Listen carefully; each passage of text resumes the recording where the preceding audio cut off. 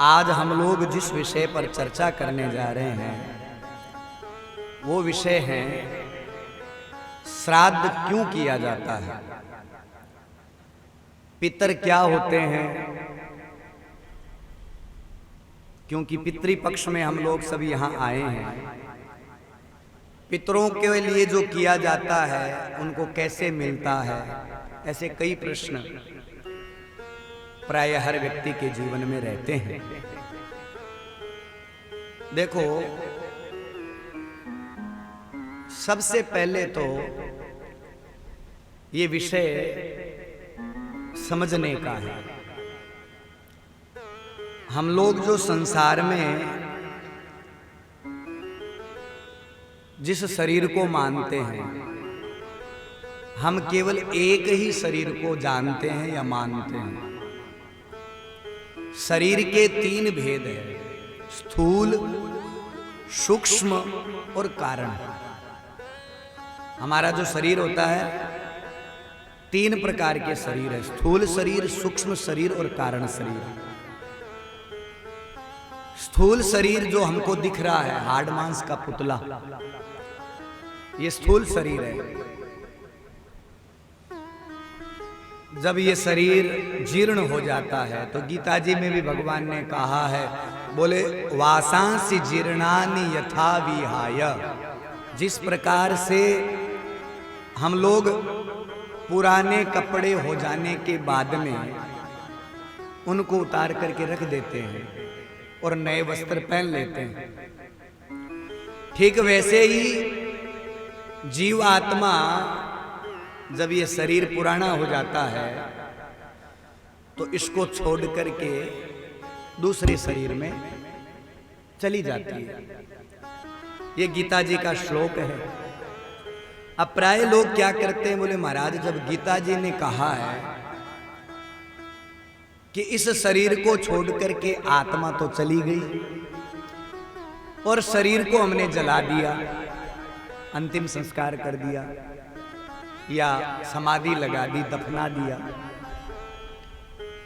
तो फिर महाराज ये श्राद्ध करना, तर्पण करना, पिंडदान करना, ब्राह्मण भोजन करवाना, ये फिर किसके लिए करते हैं? ये स्वाभाविक प्रश्न बनता है।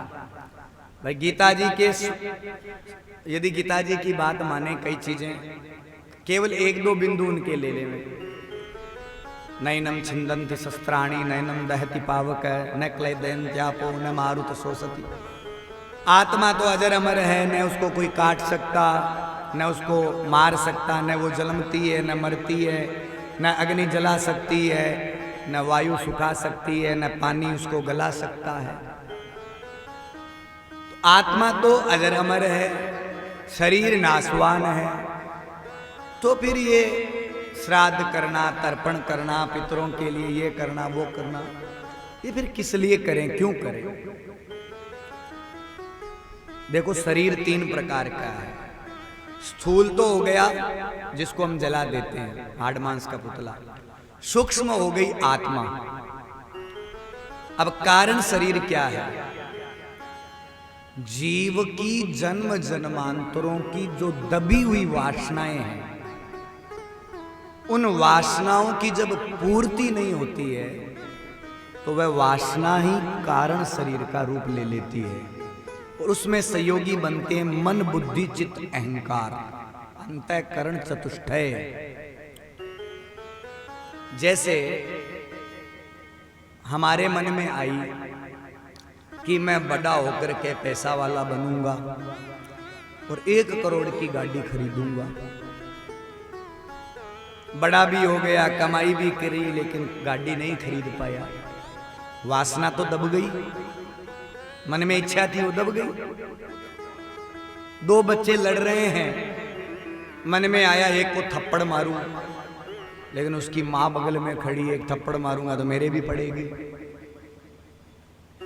एक इच्छा नहीं, अनेकों इच्छाएं हमारे जीवन में प्रकट होती है और दबती जाती है, जिनको हम भूल जाते हैं काल के बाद में। ऐसी अनेकों इच्छाएं जो मन में कल्पना, बुद्धि के सहयोग से हमने की, चित्त में हमने उनका चिंतन किया, ऐसी जो जन्म जन्मांतरों की, एक जन्म की नहीं, जन्म जन्मांतरों की वासनाएं वह कारण शरीर का रूप ले लेती है। उस कारण शरीर के दोषों को निवृत्त करने के लिए, उन वासनाओं को दमन करने के लिए, भाई स्थूल शरीर को तो आपने जला करके अंतिम संस्कार करके उसके ऋण से आप मुक्त हो गए। सूक्ष्म आत्मा है वो अपने गंतव्य को चली गई। अब मन में जीव की जो वासनाएं उठी, इच्छाएं कल्पित थी, लोग कहते हैं ना हमारे पिताजी की इच्छा थी कि हम वहां जाकर के ये काम करें। तो जब पिताजी की इच्छा थी तो फिर शरीर तो जल गया, आत्मा चली गई, तो फिर किसकी इच्छा? तो इच्छा करने वाला कौन है? मन।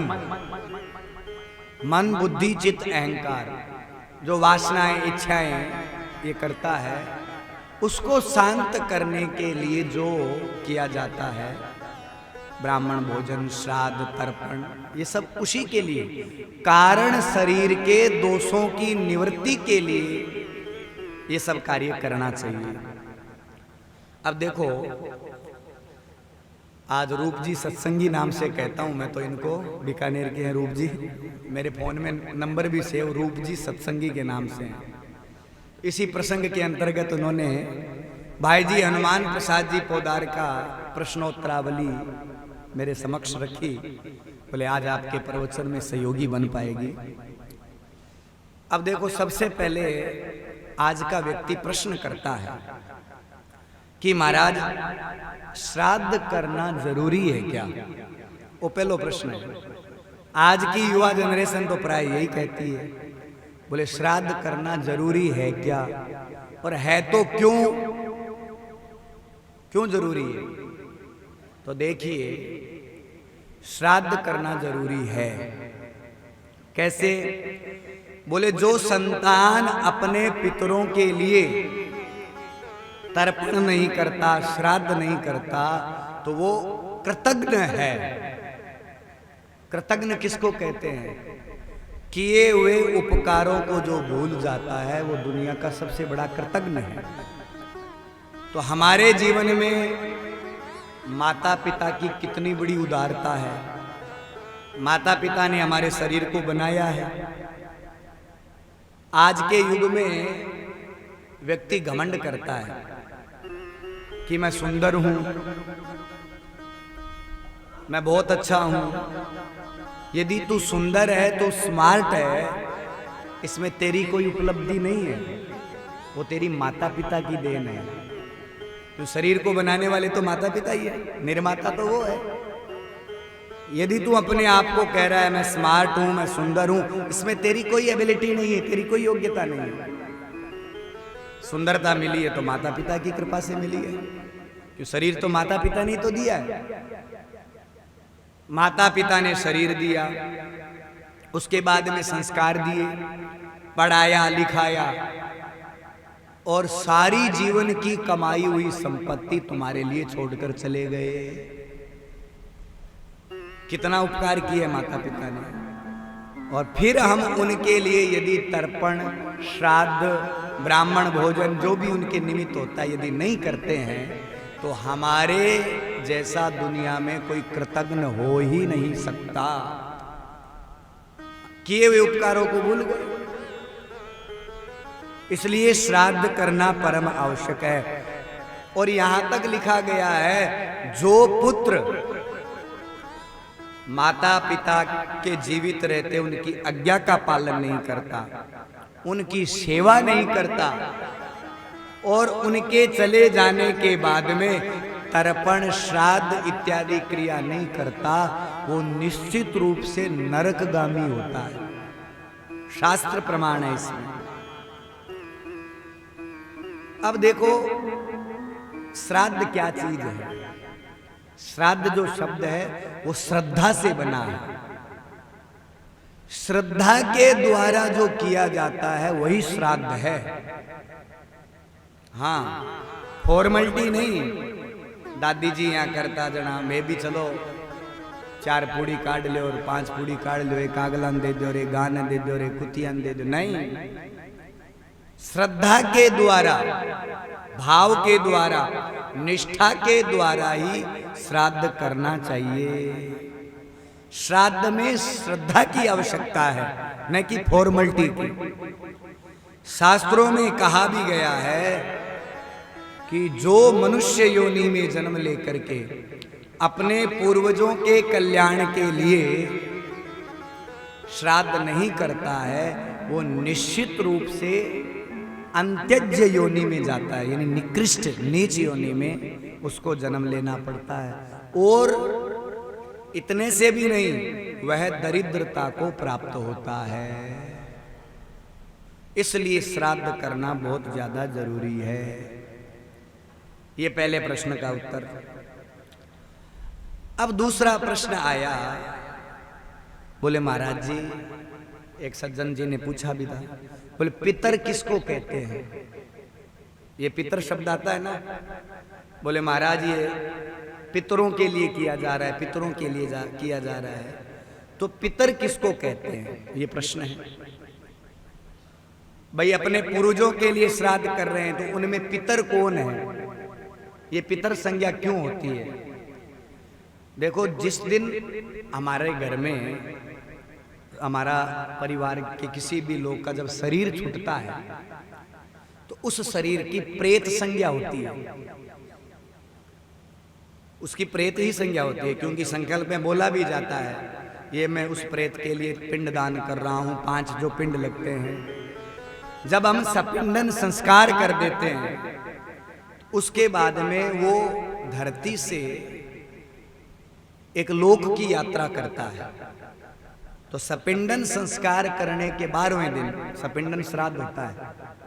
10वें दिन 10 गात्र होता है, 11वें दिन नारायण बलि, और 12वें दिन सपिंडन यानी सारे पिंडों को मिलाकर के उसको एक नया शरीर दे दिया जाता है। वो पितृ लोक की यात्रा करता है। 1 वर्ष के बाद में आपका पितरा मेड़ो करो, यानी वो पितृ लोक तक पहुंचने में उसको 1 साल लगता है। जब वो श्राद्ध कहते हुए, या बरसोदी पार्वण श्राद्ध, एकोदिष्ट श्राद्ध, ये ब्राह्मणों के कर्मकांड के शब्द है। कई लोग बरसोदी करते हैं, कई लोग सिद्धो पितरा मेलन श्राद्ध करें। तो पितर किसको कहते हैं, ये प्रश्न था। देखो इसका उत्तर है, हम लोग ब्रह्मा जी को कहते हैं पितामह, क्योंकि वो सृष्टि के नियामक है, सृष्टि को बनाने वाले हैं। ब्रह्मा जी की जो संतानें हुई, मरीचि, अत्रि, भृगु, वशिष्ठ, अंगिरा, पुलस्त्य, क्रतु, पुलह, ये लोग कहलाए। इन्हीं के जो ब्रह्मा जी की जो संतानें मुख्य हुई, वो कहलाए प्रजापति। तो ब्रह्मा जी के जो प्रजापति जो संतानें हैं, प्रजापति नाम खाली आजकल तो जगह कुमार हुए बेके में ही प्रजापति। हाँ ठीक है, प्रजापति उनको संज्ञा दी गई है, लेकिन प्रजापति यानी प्रजापति राजा को भी कहा जाता है, क्यों प्रजा का जो पालन करता है वही प्रजापति। ब्रह्मा जी महाराज के द्वारा जिनको प्रजा को बढ़ाने के लिए नियुक्त किया गया कि आप प्रजा को बढ़ाओ, संसार को आगे बढ़ाओ, तो वशिष्ठ जी ने, कश्यप जी ने, अथर्वा ने, इन सब ने तो सृष्टि चलाई। हमने भागवत के 3 स्कंद में ये सब सुना था, मानसिक सृष्टि में। कश्यप जी महाराज भी प्रजापति। तो ये लोग जिस अंतरिक्ष में रहते हैं, इनके भी अलग अलग तारे हैं, लोक हैं। आकाश मंडल में अलग अलग तारे हैं ना, सप्तऋषि के भी तारे दिखाई देते हैं। आपका नहीं, ध्रुव तारो है, सप्तऋषि के ऊपर एक तारी है, अरुंधति है, एक 8 तारों का समन्वय होता है। उन्हीं के बगल में एक प्रद्यौ नाम का लोक है। प्रद्यौ प्रकृष्ट रूपेण द्योतयति प्रकाशयति इति प्रद्यौ। उस लोक में ही पितर लोग निवास करते हैं। यानी जब व्यक्ति यहाँ से यात्रा करता है, तो उन प्रजापतियों के आसपास जो प्रद्यौ लोक है वो पितर लोक है, वहां पर पितर लोग निवास करते हैं, जिनके अधिष्ठाता अर्यमादि इत्यादि है। हमने भागवत में सुना कि पितरों का विवाह राजा दक्ष की बेटी स्वधा के साथ में हुआ। तो आज भी पितरों को जब तर्पण किया जाता है तो पितृभ्य स्वदाहा, अग्नि में आहुति दी जाती है तो अग्नये स्वाहा। अग्नि की लुगाई का नाम, अग्नि की पत्नी का नाम स्वा है। लुगाई रहा तू आदमी जी में जना थोड़ो दाप जावे तो भाई राजी हुर जी में, और लुगाई भी बड़े भाव से भोजन करवावे। वैसे ही पितरों को भी जब तर्पण किया जाता है तो पितृभ्य स्वदाहा। तो वो जो प्रद्यौ नाम का लोक है वही पितर लोक है, और वहां पर पितर लोग निवास करते हैं। उस प्रद्यौ लोक में रहने के कारण ही उनको पितर कहा जाता है। भाई प्रश्न ये था ना कि उनको पितर क्यों कहा जाता है? प्रकृष्ट रूपेण द्योतयति, अच्छी प्रकार से जो लोक प्रकाशित करता है, और उस लोक में रहने के कारण उनको पितर कहा जाता है। अब देखो आकाश मंडल में हमारे जो 12 महीने हैं ना, चैत बैसाख जेठ आषाढ़ श्रावण भाद्रपद आश्विन कार्तिक मार्गशीर्ष पौष माह फाल्गुन, 12 महीने हैं। तो 12 महीने के सूर्य भी 12 है, अलग अलग है। पृथ्वी घूमती है या नहीं घूमती? अब जिसने विज्ञान पढ़ी है, साइंस पढ़ी है, आकाश मंडल में गृह मंडल तारा चक्र, सूर्य भी गति करता है, चंद्रमा भी गति करता है। 12 महीने हैं, 12 ही राशियां हैं। सब ग्रह की अलग अलग काल है, समय है। चंद्रमा एक राशि में 2.5 दिन या 2.25 दिन रहता है। सूर्य एक राशि में 1 महीने रहता है। जब पृथ्वी और गृह नक्षत्र तारामंडल अपनी अपनी चक्र में घूमते हैं तो जो आश्विन का महीना आता है, आसोज, उस समय में वो प्रद्यौ लोक पृथ्वी के एकदम निकट होता है। जो ये 16 दिन होते हैं ना श्राद्ध, वैसे तो पितरों को हर दिन याद करो, नित्य तर्पण करना चाहिए, नित्य श्राद्ध करना चाहिए। हमारे सनातन धर्म में 5 यज्ञ बताए गए हैं गृहस्थी के लिए। ये थोड़ा ज्योतिष का विषय भी है साथ में, यदि आपको समझना हो तो बोर्ड हो, उसमें बनाया जाएगा। नीचे भूलोक, ऊपर अंतरिक्ष लोक, उसमें सारे नक्षत्र तारामंडल जो मुख्य मुख्य लिखे जाएंगे, सूर्य चंद्रमा की गति लिखी जाएगी। जैसे ही हम लोग वो घूमता है कालचक्र, उस समय में आश्विन का जब महीना आता है, ये 16 दिन कृष्ण पक्ष के 15 दिन 16 दिन पूर्णिमा से लेकर अमावस्या तक, इन 16 दिनों में जो हमारा प्रद्यौ लोक के पितर लोग हैं वो धरती के एकदम निकटतम रहते हैं। इसलिए उनके लिए हम लोग श्राद्ध करते हैं और उनको याद करते हैं, स्मरण करते हैं। अब देखो एक आदमी कलकत्ता रहे, अरे वो ट्रेन में जाते हुए भी नहीं याद आवे कह रहे बरेली में तो आपनो आदमी रहे, या बरेली वाला आदमी ने ठा पड़े कि वो आदमी आपने कन कर जा रही है, तो मेरे मन में आवे बाऊ जार 2 मिनट मिल ले, या बाहर लिए कुछ लेकर चले जाऊं। ये तो स्वाभाविक व्यवहार जगत में भी, भोजन पानी लेके चला जाऊं, पानी की बोतल ले जाऊं, फोन करके पूछ भी लेता है कोई चीज की जरूरत हो, तो ये एक स्वाभाविक है। और अपने मारवाड़ी में तो कवे नहीं, प्रदेश के मन तो गांव की चिड़कली भी चोखी लगे। तो पितृ लोग जब पृथ्वी के निकट आते हैं, प्रद्यौ लोग जब पृथ्वी के निकट आता है, तब हम लोगों का धर्म बनता है कि उस काल में हमारे कुल में गए हुए जितने भी पितर लोग हैं, हम उनका स्मरण करें और उनके लिए कुछ श्रद्धा के द्वारा, श्राद्ध के निमित्त हम कुछ ना कुछ करें। और देखिए कोई जरूरी नहीं है कि माता पिता का ही श्राद्ध होता है। यदि आपका कोई मित्र है और उसके पीछे कोई श्राद्ध करने वाला नहीं है, आपका उसके साथ व्यवहार अच्छा रहा, तो आप उसके लिए भी श्राद्ध कर सकते हैं। ऐसा भी विधान है। माता पिता के लिए तो करना ही करना है, अब कोई ऐसा भी है जिसके आगे पीछे कोई नहीं, लेकिन आपके साथ उसके साथ बहुत ज्यादा मित्रता थी, आप उसका भी श्राद्ध कर सकते हैं। तर्पण अंजलि, पितरों को जब तर्पण किया जाता है, अंजलि दी जाती है, तो कोई जरूरी नहीं है कि जिनके संतान नहीं है तो उनका श्राद्ध नहीं होगा। उनके वंश में या उनके कुल में कोई है तो वो कर दे, नहीं तो कोई मित्र अनन्य सखा यदि है तो वो भी उसको याद करके उसको जल अंजलि दे सकता है, तर्पण कर सकता है, श्राद्ध कर सकता है। वैसे पितृ, एक तो होता है पितर और एक होता है पितृ, तय के नीचे री की मात्रा। तो व्याकरण में पितृ शब्द का जो द्योतक है वो केवल माता पिता है। पितृ शब्द है वो माता पिता के लिए प्रयोग होता है। पितरंच मातरंच दोनों को मिलाकर के इतरेतर द्वंद्व समास हो जाता है, इसलिए पितृ शब्द का निर्माण होता है। ये उसका समाधान हो गया। अब तीसरा प्रश्न था आज का कि मृतक के लिए श्राद्ध की क्या आवश्यकता है। जो मर गया उसके लिए श्राद्ध की क्या आवश्यकता है।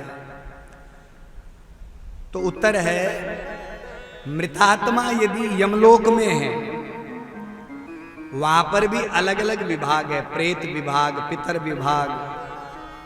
मृतात्मा यदि यमलोक के प्रेत विभाग या पितृ विभाग में है, तब तो उसकी भयानक भूख में श्राद्ध करने से उसे बड़ी तृप्ति मिलती है, ऐसा शास्त्र कहता है। इसलिए श्राद्ध करना बहुत ज्यादा जरूरी है। यदि देवलोक में चला गया वो, अब वो तो निर्णय हम कैसे करेंगे, वो तो आदमी के कर्मों के ऊपर डिपेंड करता है। अच्छे कर्म किए तो देवलोक में चला गया होगा, लेकिन हमारा धर्म है, क्योंकि हमारे ऊपर उन्होंने बहुत बड़ा उपकार किया है, इसलिए हमारा धर्म बनता है कि श्रद्धा के साथ हम उनके लिए श्राद्ध करें। यदि वो पितरलोक में या प्रेत लोक इत्यादि में यदि है तो उनके निमित्त किया गया श्राद्ध से उनकी भूख मिटती है। ऐसी वृत्तकार इत्यादि जो स्मृतियां हैं उसमें ऐसा प्रमाण लिखा गया है। और यदि वो किसी स्थूल शरीर को प्राप्त हो गया है, भाई कई बार ये भी होता है मरते ही दूसरा जन्म ले लेता है तो स्थूल शरीर मिल जाता है उसको। यदि वह स्थूल शरीर को प्राप्त यदि हो गया है तो भी कहते हैं कि श्राद्ध करना चाहिए। वहां देह के अनुरूप तृप्ति कारक वस्तु के रूप में प्रणीत होकर के उसको वो वस्तु मिल जाती है। जी हाँ, कई लोग कहे बोले मारे तो 9वें महीने आपोती दादी आ गई, ऐसा मारवाड़ी में अपने प्रचलन है कि देखो एकदम दादू जी वाला है, जिया जिया लक्षण ही है तो दादू जी आ गया, या आ फलानी पोती है जी की दादी आ गई, यहाँ क्या करा कौन क्या करा। तो फिर बोले महाराज दादी आ गई तो फिर श्राद्ध करने की क्या जरूरत, दादी तो आई तो फिर श्राद्ध करने की क्या आवश्यकता। तो कह रहे हैं कि श्राद्ध करो, भले ही वो किसी स्थूल शरीर को प्राप्त हो गया या उसने जन्म ले लिया, आप जो श्राद्ध करोगे भले ही उसको स्थूल शरीर मिल गया, लेकिन उस शरीर में भी उसकी मन कामना, मन जो उसकी इच्छा वस्तु है, कहीं ना कहीं आपके श्राद्ध करने से उसके मन को तृप्ति मिलेगी। ऐसा अनेक स्मृतियों में श्राद्ध के जो ग्रंथ है उनमें ऐसा लिखा गया है, इसलिए श्राद्ध करना परम आवश्यक है। अब आगे प्रश्न किया कि महाराज यदि पितर की मुक्ति हो गई हो तो उनके लिए गया श्राद्ध करना क्या व्यर्थ होगा। भाई कई लोग गया श्राद्ध करते हैं कि हमारा दादो जी तो भूत बन गया, लेकिन पड़दादो जी है जका वे तो ठीक आ, वे तो कोनी अदावे। अब गया श्राद्ध होता है तो वो तो कुल में गए हुए सारे पितरों का होता है। तो फिर महाराज क्या गया श्राद्ध करना जिनकी गति हो गई तो उनके लिए गया श्राद्ध करने का फिर औचित्य क्या रहा, ये प्रश्न बना। पितर की यदि मुक्ति हो गई तो उसके लिए किया गया श्राद्ध क्या व्यर्थ नहीं जाएगा? भाई जब मुक्ति होगी तो फिर श्राद्ध करने को फायदो क्यों हो? वो प्रश्न करियो है। तो इरो उत्तर देखो, पहली बात तो आपा ने तो ठाकुर ने मेरी मुक्ति हुई है वो बंधन में। प्रथमतः तो ये पता लगाना बहुत मुश्किल है कि उसकी मुक्ति हुई या नहीं, और यदि मुक्ति हो भी गई फिर भी आपा लोगों को नेम है 3 पीढ़ी तक त्रिपाद श्राद्ध होता है। हम गृहस्थी, आप गृहस्थी लोग जो हो ना, आपको 3 पीढ़ी तक श्राद्ध करना है। पिताजी का, दादाजी का और परदादाजी का, माताजी का, दादी जी का और परदादी जी का। 3 पीढ़ी तक आपको श्राद्ध करना, उसके बाद आगे करने की जरूरत नहीं, क्यों? त्रिपद श्राद्ध करने का जीव को अधिकार है। ऐसे गुरु परंपरा में भी गुरु, परम गुरु और परमेष्टि गुरु, ऐसे गुरुओं में भी ऐसे ही होता है। अब अगली पीढ़ी वाले, उनकी मुक्ति हुई या न हुई, उस पर आपको चिंतन नहीं करना है। आपको केवल 3 पीढ़ी तक का श्राद्ध करना है। माताजी पिताजी का, दादी जी दादाजी का और परदादी और परदादाजी का। संकल्प में यही बोला जाता है, पिता, परपिता इत्यादि, जो वृद्ध प्रपिता महा इत्यादि इन शब्दों का प्रयोग होता है संस्कृत भाषा में। आप सुबह जब तर्पण करते हो तो पंडित जी बोलते भी है। तो 3 पीढ़ी तक हमको श्राद्ध करना है। अब जैसे हम चले गए तो हमारी 4थी पीढ़ी आ गई, तो ऐसा समझना चाहिए कि परदादे का, उसके लिए तो वो परदादा बहुत पुराना हो गया, उसके लिए तो परदादा आपके दादा बन गए, उसका धर्म है 3 पीढ़ी तक। तो 3 पीढ़ी तक श्राद्ध हम लोगों को करना चाहिए। उसके पीछे आगे पीछे हमको ज्यादा चिंतन करने की आवश्यकता भी नहीं है, ऐसा शास्त्र कहता है, धर्म शास्त्र कहता है। तो हम लोगों को 3 पीढ़ी तक श्राद्ध करना चाहिए। भले ही वो मुक्त हो गए, पहली बात तो पता लगा नहीं सकते, लेकिन 3 पीढ़ी तक भले ही आपके पिताजी की भी मुक्ति हो गई, लेकिन श्राद्ध करना आपका धर्म है। भले ही आपके दादाजी की मुक्ति हो गई, भले ही परदादाजी की मुक्ति हो गई, लेकिन आप जीवित है तो आपको पिता का श्राद्ध, दादा का श्राद्ध और परदादा का श्राद्ध करना है। भले ही परदादी की मुक्ति हो गई, लेकिन आप जब तक विद्यमान है तो आपका धर्म बनता है कि आप 3 पीढ़ी तक श्राद्ध करें। भले ही उनको मुक्ति मिल गई, लेकिन आपके द्वारा जो सत्कर्म किया जाएगा, वो चाहे किसी भी लोक में है, वह सत्कर्म उनके जीवन में जुड़ जाएगा, उनके लिए मंगलमय बन जाएगा, और उसी सत्कर्म के प्रभाव से वो प्रसन्न होकर के आपको आशीर्वाद देंगे। यथा योग्य आपको सुख शांति और समृद्धि मिलेगी, ऐसा नीति शास्त्र इत्यादि कहते हैं। अब प्रश्न आया आगे का, बोले श्राद्ध कब करना चाहिए? तो मैंने बताया श्राद्ध वैसे तो नित्य श्राद्ध होता है, डेली श्राद्ध होता है, महीने में भी श्राद्ध होता है, तीर्थ में भी श्राद्ध होता है। लेकिन इतने दिन यदि हम हर महीने नहीं कर सके, तीर्थ में जाकर के नहीं कर सके, तो कम से कम पितृपक्ष में 16 दिन तो हमें श्राद्ध कर्म करना ही चाहिए। आश्विन कृष्ण पक्ष में जिन जिन तिथियों को हमारे दादा पिता, परदादा, दादी, परदादी, माता, जिन जिन तिथियों को गई हुई है, उनके निमित्त हमें श्राद्ध करना चाहिए। उन तिथियों को तो कम से कम करो, और यदि 16 दिन करते हो तो और ज्यादा श्रेष्ठ है। तर्पण, सुबह सुबह तर्पण, मध्याह्न काल में श्राद्ध और सायंकाल में दीपदान, और यदि हो सके तो विष्णु सहस्त्र नाम का पाठ, गीता जी का पाठ पितरों के निमित्त करना चाहिए। अब प्रश्न आगे आया है कि श्राद्ध के अतिरिक्त पितरों के लिए और भी कुछ करना चाहिए क्या? भाई श्राद्ध में तो हम करेंगे ही करेंगे 16 दिन, उनके अलावा भी कभी करना चाहिए क्या? तो बोले उनके अलावा यदि आप सक्षम हो तो 24 घंटा, 12 घंटा, 3 घंटा, 2 घंटा, 5 मिनट, 10 मिनट पितरों के नाम के लिए संकीर्तन करो, भगवान का नाम जप करो, विष्णु सहस्त्र नाम का पाठ करो, या तर्पण जलांजलि दे दो, या तीर्थ में जाओ तो कम से कम उनको याद करके उनके निमित्त तर्पण इत्यादि, श्राद्ध इत्यादि कार्य है वो अवश्य करना चाहिए। यह भी बृहत्कार स्मृति का, अन्य स्मृति का उदाहरण है। इससे क्या फायदा होगा? बोले पितरों को बड़ा सुख मिलेगा और वो आपको आशीर्वाद देंगे। अब प्रश्न आता है, बोले कुछ लोग कहते हैं महाराज जी कि फलानी जगह हमने तो हमारे पितरों का गया श्राद्ध करवा दिया, हमने तो उनका पिंडदान कर दिया, तो फिर महाराज जी श्राद्ध करना जरूरी है क्या? यह भी प्रश्न है। देखो, यदि आप श्राद्ध करते हो तो कोई दोष नहीं है, लेकिन कुछ लोग इतने आलसी हो गए हैं, बोले महाराज मैं तो बन गया जी गाल दिया तो घर आर न तो तर्पण करे न कागोड़ गाले।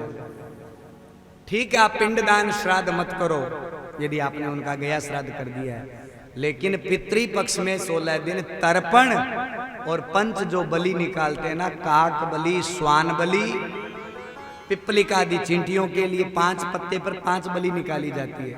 एक कौवे को दी जाती है, एक गाय को, एक कुत्ते को, एक चींटियों के लिए, और एक अभ्यागत, कोई भी भिक्षुक अभ्यागत हो, कोई अचानक आ जाए उसके लिए, अतिथि के लिए, ये 5 बलि निकाली जाती है। तो आजकल के जो लड़के हैं, लड़कियां हैं, युवा पढ़ने वाले, वो प्रश्न करते हैं, बोले महाराज पितरों के निमित्त जो बलि दी जाती है वो कौवे को ही क्यों दी जाती है? वो भी प्रश्न है। क्या कौवे को वो खिलाने से हमारे पितरों को मिल जाती है? ऐसा कभी हो सकता है? एक प्रश्न ये भी है कि महाराज श्राद्ध तो कर रहे हैं धरती पर और पितृलोक आप बता रहे ऊपर, तो उनके पास ये चीज कैसे पहुंचती है? ये भी प्रश्न है। तो उन लोगों को उत्तर देते हुए मैं कहना चाहूंगा, थारो बेटो रवे अमेरिका और वो थाने फोन करे मन रुपया भेजो, तो थे रुपया अमेरिका में भेजने के लिए अठाड़ी बैंक में जमा करो कौन करो? कई लोगों भी प्रश्न करे, बोले महाराज ई धरती को जिमन तो वो है, पितरा को लोक के महीने वो जिमन बन दूसरे रूप में किया मिले, मारो तो शरीर ही बट अलग हुए। ठीक वैसे ही यहां से आप बैंक में रुपया जमा करते हो, लेकिन अमेरिका के अंदर डॉलर के रूप में वो रुपया कन्वर्ट हो जाता है, बदल जाता है। बदले कौन बदले? थे तो रुपया का लो, और बट जब वो निकाल सी तो बेई रुपया अमेरिका की करेंसी बन करके डॉलर के रूप में आपके बच्चे को मिल जाती है। ठीक वैसे ही यहाँ पर किया गया जो भी आप श्राद्ध के निमित्त भोजन देते हो, उनके काम का जो फल है वहां पर उनको वैसे ही मिल जाता है जैसे यहां से मिलता है। अब महाराज कागलन क्यों खुआवे? देखो, हर चीज के अलग अलग प्रधान निमित्त द्योतक है। जैसे शनिदेव के लिए कुत्ते को रोटी दे दो, राहु की शांति के लिए कीड़ी निगरा सींच दो, चींटियों को कुछ खिला दो, वैसे ही पितृ लोगों को, पितरों के लिए जो दिया जाता है उसको कहते हैं कव्य, और देवताओं के लिए जो दिया जाता है उसका नाम है हव्य। संस्कृत में हव्य और कव्य। हव्य जो होता है वो स्वाहा अग्निकुंड में देते हैं, और पितरों के लिए जो कोवे के माध्यम से हम कागोल जिसको कहते हैं, कागो, वो डालते हैं। देखो, इसके पीछे साइंटिफिक रीजन भी है। आजकल के बच्चों को समझाने के लिए बताना चाहता हूं। साइंटिफिक रीजन क्या है? अपने राजस्थान वाला लोग तो प्राय वो काम करे, शियाले के महीने थे, मड़ा के महीने तेल बाड़ा करो के, बाड़ा करो के तेल मड़ा के महीने में, तो तेल बाड़ो जन सौ पहल पोत बा गुड़ राबड़ीर वे गुलगुलार कुतियन खोया करो, कौन खोया करो, क्यों खिलाते हो? देखो हमारे बुजुर्ग लोगों ने, हमारे ऋषि मुनियों ने प्राणी मात्र का ध्यान रखा, जीव मात्र का ध्यान रखा। सर्वे भवन्तु सुखिनः, सर्वे सन्तु निरामया, सर्वे भद्राणि पश्यन्तु, मा कश्चित् दुःख भाग् भवेत्। इस पक्ष को लेकर चलने वाले हैं हमारे सनातन धर्म में सभी लोग सुखी रहे। सुखी कब रहेंगे? जिसको जिस चीज की जरूरत हो उसको मिलनी चाहिए। कुत्ता जो बच्चों को जन्म देता है लगभग नवंबर दिसंबर में देता है, आप कभी भी देख लेना। तो बारो जापो कराण ने महाराज थाली बीननी तो ते चोखा चोखा लाडू बना खुआ दो, अजवान की मोई खुआ दो, बारो जापो कौन करवावे हैं? तो हमारे ऋषि मुनियों ने कहा इस 1 महीने में आप जब भी गुलगुला बड़ा बनाओ तो अन्न देव, तो बारे शरीर में तेल की मात्रा होसी और बारे शरीर बारो व्यवस्थित हो जिस ठीक भी आई। कागला भी बच्चा ने जन्म देवे भादुए में, तो मिने खने घी खोया करो, कौन खोया करो थारी बीने ने अंत। तो भादवो जी पूरो हो आसोज लागता है श्राद्ध, तो बाने कणाई जलेबी, कणाई खीर, नाना प्रकार का कणाई दाल बाटी का चूरमा, दादो जी ने ओ चोखो लागतो और दादी जी ने ओ चोखो लागतो और बाने पंचदारी वाला लाडू चोखा लागता, काला वाला लाडू है जगह दादी जी ने बहुत ही प्रिय आवे हो। तो वो देखो हमारे ऋषि मुनि कितने अच्छे थे। प्राणी मात्र का हित भी हो जावे, उनको वो उस समय ऊर्जा भी मिल जाए, और आदमी को जिस चीज की जरूरत हो, जिस समय जिस चीज की जरूरत हो, उसको जब आप वो दोगे तो वो प्रसन्न भी होगा और वो आपको आशीर्वाद भी देगा। ये साइंटिफिक रीजन भी है। इसलिए जो भी हम करते हैं पितरों के निमित्त श्रद्धा के साथ किया गया, उनके पास वो सब कुछ पहुंच जाता है। फिर लिखा है, प्रश्न किया है, बोले ऐसा कहा जाता है कि हम जो पितरों के लिए कर रहे हैं, क्या वास्तव में उनको लेकर के वो तृप्त हो रहे हैं या नहीं? तो बोले ये भाव का विषय है। आप यदि सच्ची निष्ठा से, श्रद्धा से उनके निमित्त जो कुछ भी कर रहे हो, जो कुछ भी दे रहे हो, वो करने के पश्चात यदि आपके मन में शांति की प्राप्ति हो रही है, तो कहीं ना कहीं वह चीज उनको अवश्य प्राप्त होगी। ये सत्य भी हो सकता है, परंतु कदाचित किसी कारणवश वह मुक्त न हुआ हो। भाई कई लोग कहते हैं कि वो तो मुक्त हो गया और फिर उसको कैसे प्रसन्नता होगी, कैसे हो?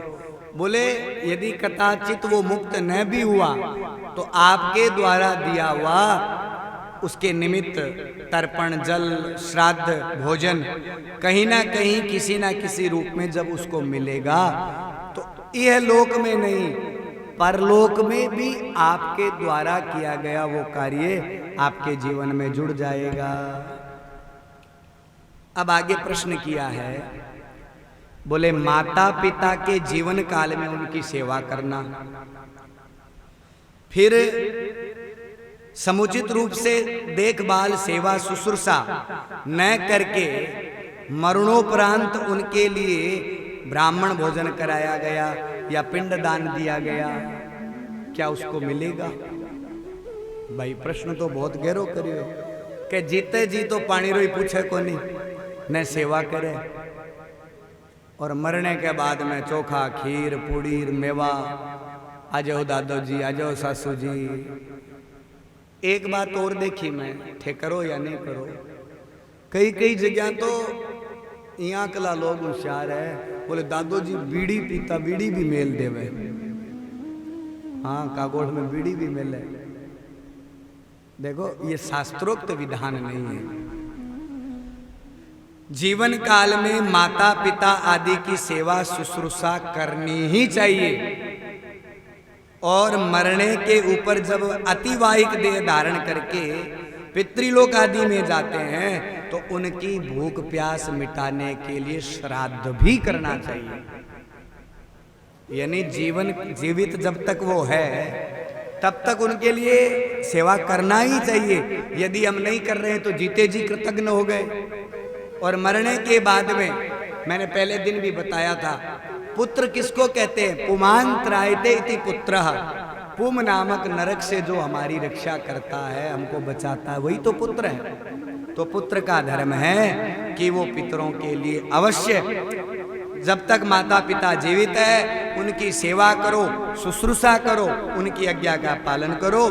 जब वो इस देह को छोड़ करके अतिवाहिक शरीर को प्राप्त करके पितृलोक इत्यादि में चले जाते हैं तो उनके निमित्त श्राद्ध तर्पण करना चाहिए, जिससे उनको तृप्ति मिलती है। अब प्रश्न किया, बोले दूसरी स्थूल योनि प्राप्त होने पर श्राद्ध तर्पण का क्या उपयोग?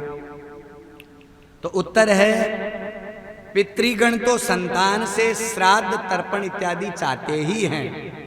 खास करके पितृलोक या यमलोक में रहने वाले वायु प्रधान शरीर वाले जीव, क्योंकि उनकी क्षुधा पिपासा शांति के लिए साधन का प्राय अभाव सा रहता है। भाई जब पितृलोक में जाते हैं तो उनको वहां पर जिन जिन वस्तुओं की जरूरत होती है तो वो कहीं ना कहीं अपने परिवार के सदस्य से अपेक्षा रखते हैं। तो वो जीव यहाँ पर जो करता है किसी ना किसी रूप में निमित्त बन करके उसको वहां पर वो प्राप्त हो जाता है।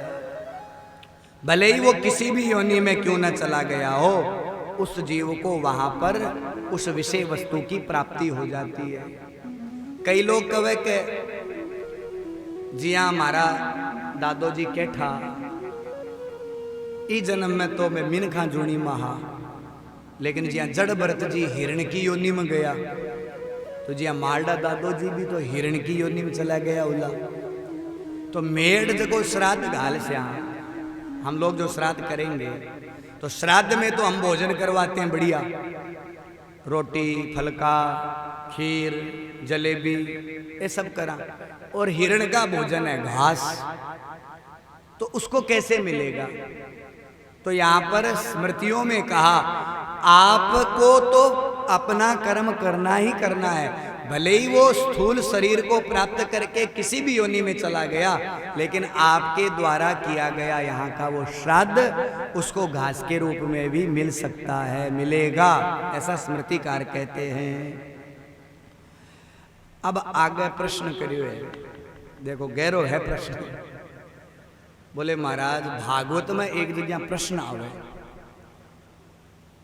कि श्राद्ध में मांस का प्रयोग होता है। भागवत में नवम स्कंद में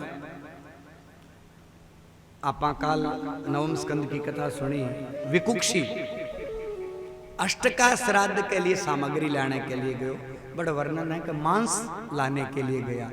तो आज के बालक तो प्रश्न करेंगे जो सुनेंगे, तो बोले फिर महाराज श्राद्ध में मांस की जरूरत है क्या? क्या श्राद्ध में मांस का प्रयोग किया जाता है?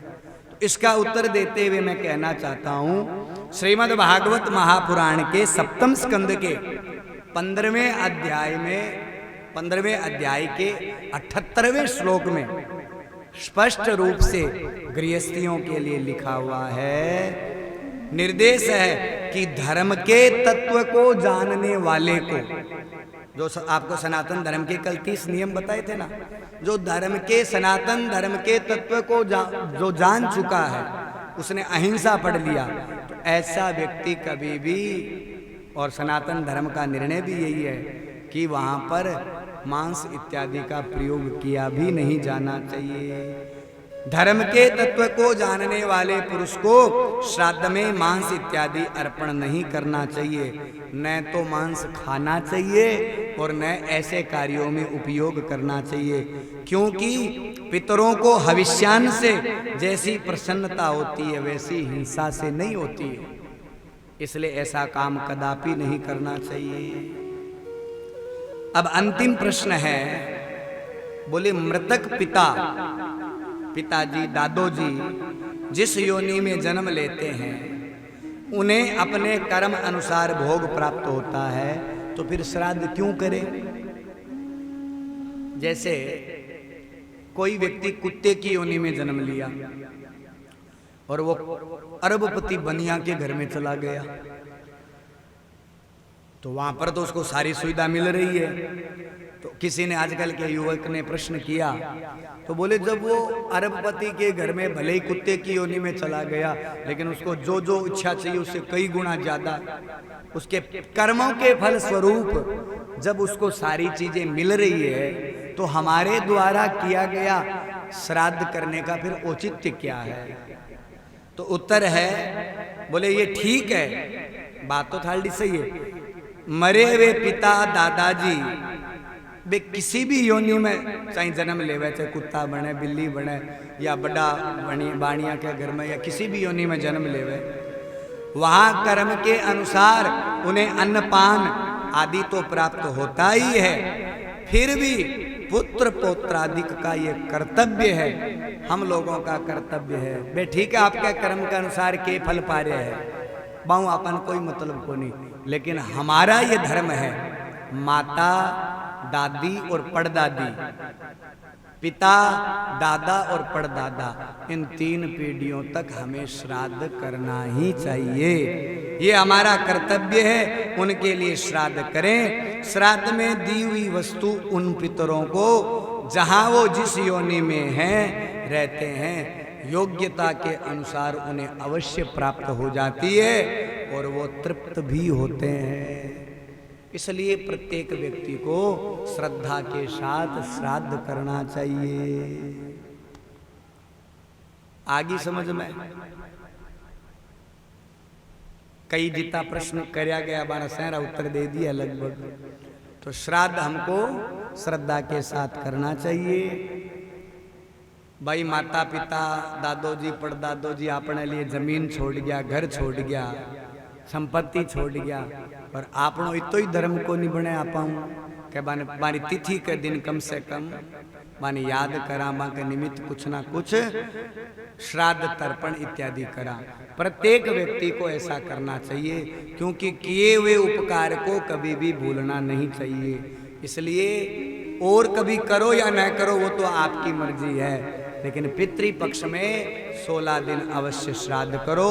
16 दिन नहीं कर पाओ तो कम से कम पिता दादा पड़दादा दादी माँ दादी और पड़दादी, इन त्रिपाद का आपको श्राद्ध अवश्य करना चाहिए। उनका श्राद्ध हमको अवश्य करना चाहिए। बोलिए भक्तवत्सल भगवान की जय हो।